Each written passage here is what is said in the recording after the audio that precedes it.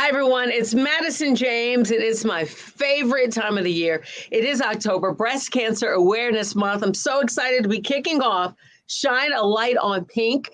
And we have partnered this year and many years to come, I'm just going to put it out there, with Carolina Breast Friends right here in Charlotte. They're actually on Moorhead Street. And as I always like to say, I know October is Breast Cancer Awareness Month, but breast cancer is 365 days of the year that these women and these families and men go through this battle. Today, I'm so happy to be talking with Lisa Dale, the Executive Director of Carolina Breast Friends. How are you?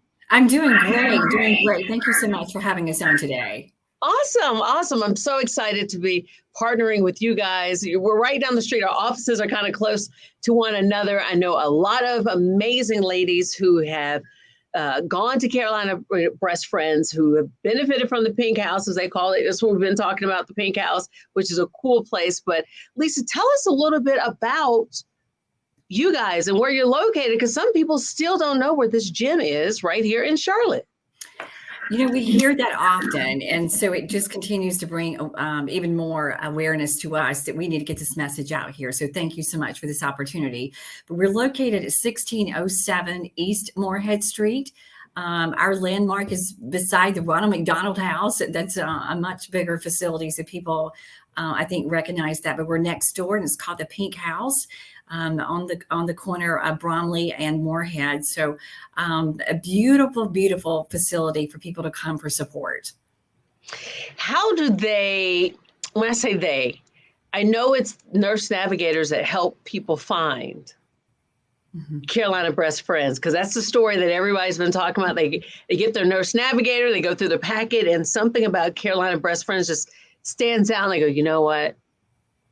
I want to see, what they're about, because maybe they can help me in the journey. Can you talk about that and how you guys are just so passionate about helping these ladies and men going through breast cancer and also their families?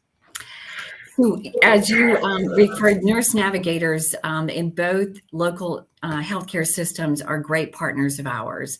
And we do receive referrals from them for those that are newly diagnosed with breast cancer. And then other oncologists throughout the Charlotte metro area.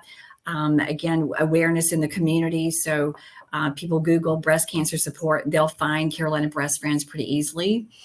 The support that we provide for the breast cancer community is transformational. And we've been doing this for 21 years. Which I think is phenomenal to have such a highly respectable organization in the community that continues to grow and to make an impact. And so what we're doing through the various support services, is transforming lives from a place of fear to a place of hope. And that's— I love that. A place of fear to a place of hope. I love that. Yeah, so important in this journey.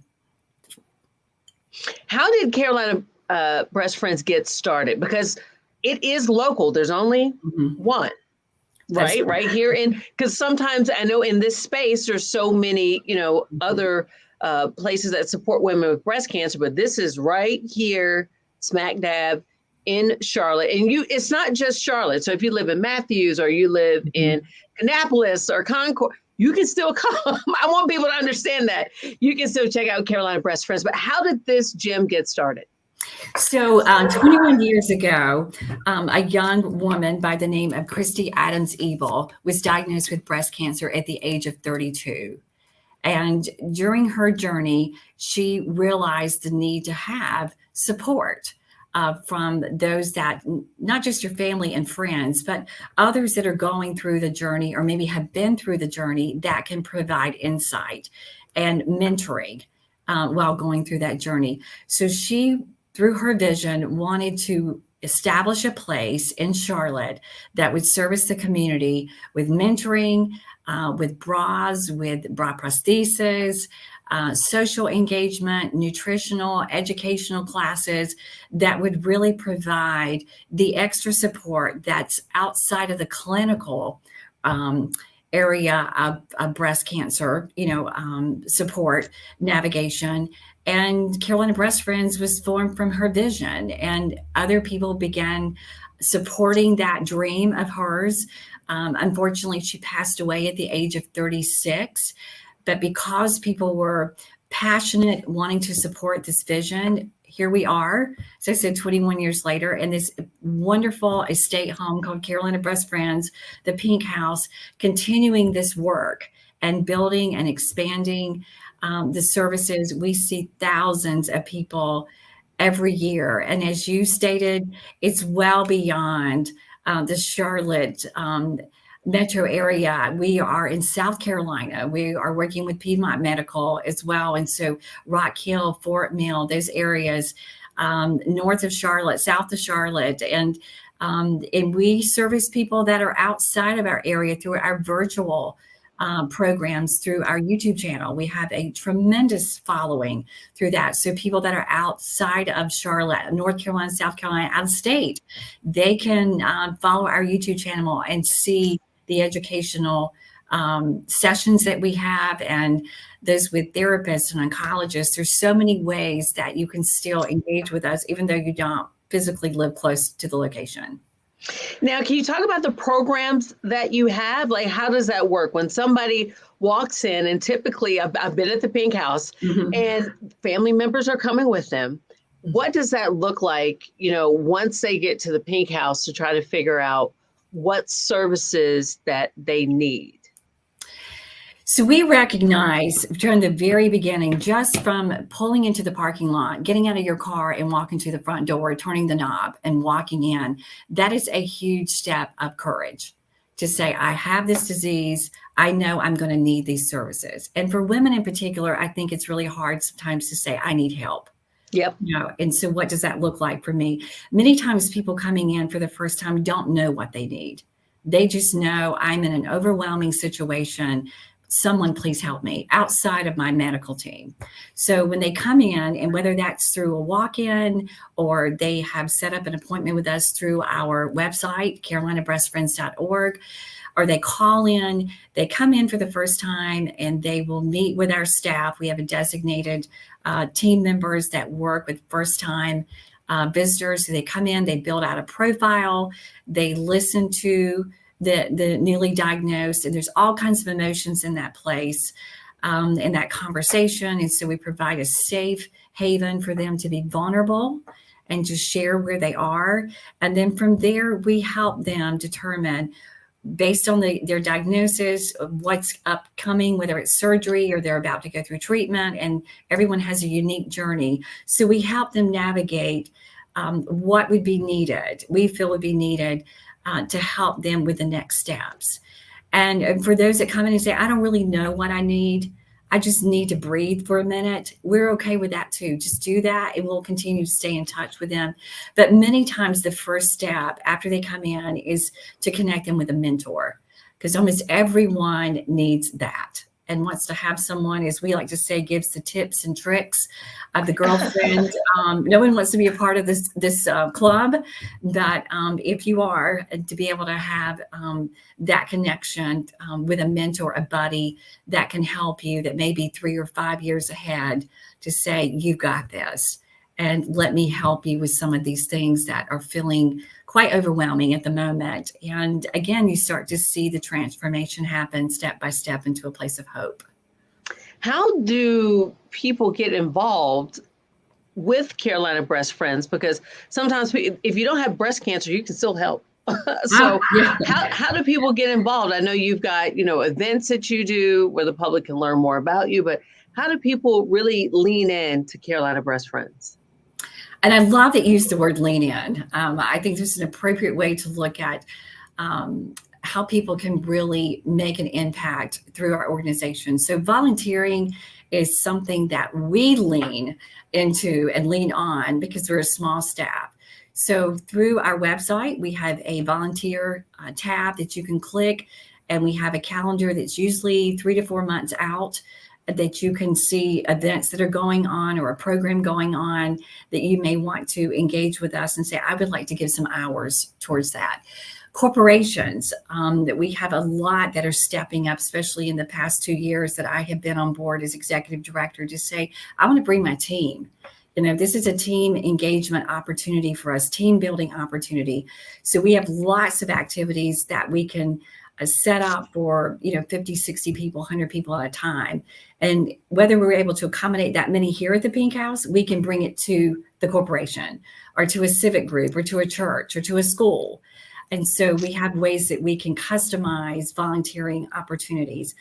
Donations, funding is huge for us. One of the things I have not stated yet, which is so very, very important, it makes me so proud of this organization, is every service that we provide is free of charge to the breast cancer patient. And so to be able to do that, we must have funding from individuals, major donors, corporations, so that we can continue the mission of being able to provide these support services, the wigs, the bras, the classes, all of these things, the comfort care bags. And never do we ask for money, never do we ask for insurance. It's not part of the conversation. That's good, because I know some people come in are thinking, when you walk into the Pink House, it is an experience. I will say that someone who's been in there, you just walk in and you're just like, oh my gosh, something about this is it's different. I like what you said too. And it's, the office is a house. Now, some places are, they may be in an office building or something like that. I'm not saying you can't get comfort walking into places that support breast cancer like that, but walking into something that's a home, it's a whole different vibe. It's a whole different feel when you walk in there. So for you to say and let people know it is free of charge for those that are coming in needing the services, because I can only imagine how overwhelming it is. And you're seeing, when you walk in the house, you're seeing all of this, you're thinking, okay, how much is this going to cost me? I don't have insurance. Does my insurance cover this? So the fact that you said that is completely amazing. What are some things that you have coming up during the month of October where people can reach out and support you, or down the line? Because the ladies that I know, there's Christmas in July. There's so much stuff always going on. So what do you guys have where people can really like come out and support you guys and kind of go, oh, this is what Carolina Breast Friends is about? So October being Breast Cancer Awareness Month, we are fortunate, this being a national platform, that we have such a strong presence in the Charlotte metro area. So we have a lot of people that step up and say, I want to do something, or my boutique is going to have a weekend sale and proceeds are going to go to Carolina Breast Friends. Corporations will raise money, have a team building opportunity and raise money. We have some very unique opportunities that are being presented to us for this year. Axe throwing, paddle boarding. I mean, there's some really throwing. Yeah. Lisa, I feel like you're going to be first in line. That would probably be a good idea for me to expend some of this energy. But it's really unique. When you start to look at the different partnerships we have in Charlotte and the area, people just saying, I can do something, and I want to do something that resonates with me and what I'm already doing. But how can we tie that into a great cause? So there's lots of opportunities. We do have our highlighted October events on our calendar, which would be on our website, carolinabreastfriends.org. So easy place to access that. We have a development director, Michelle Weber, that you can reach out, call the Pink House and ask, how can I get involved? And we want to do something. And whether it's a civic group, a church group, your company, your neighborhood. There's lots of things that you can do to be creative in that space. And then, as you mentioned, the Christmas in July, I mean, we'll be soon rolling into the holiday months. Gosh, I can't believe this year is almost over. I know, but, right? With Thanksgiving and Christmas, there's certainly greater needs, as we know, in the community during that time frame. So in the breast cancer community in particular, being our focus, the financial needs are great. And so to pile on, the medical of going through cancer, that's expensive. And so to be able to ask for additional funding through Giving Tuesday, your annual giving that you might, be taking care of at the end of the year, all of those things are so important. And we ask everyone, please consider us in your time of giving toward the end of the year as well. Well, thank you so much for kicking off our Shine a Light on Pink as we shine a light on breast cancer awareness. All month long, we're going to hear from amazing staff members at Carolina Breast Friends. We're going to hear from ladies who are currently going through the services and experiencing the services. And I just cannot wait to share with each and every one of you. Feel free to go to carolinabreastfriends.org so you can click the volunteer, donate, or just learn more. It might be something you might share with somebody who's in your family who's going through it. The cool thing about Carolina Breast Friends, if it's pre, during, or post, you can still come in if you're a breast cancer thriver. We're going to speak with some ladies that talk about they didn't realize how much they needed it, and they're 3 years post. Then they walk in with the support groups, and it's just a family. It's just a family. So I cannot wait to share the stories. Again, thank you, Lisa, for checking in with us as we shine a light on pink. Thank you, Madison. Greatly appreciate it.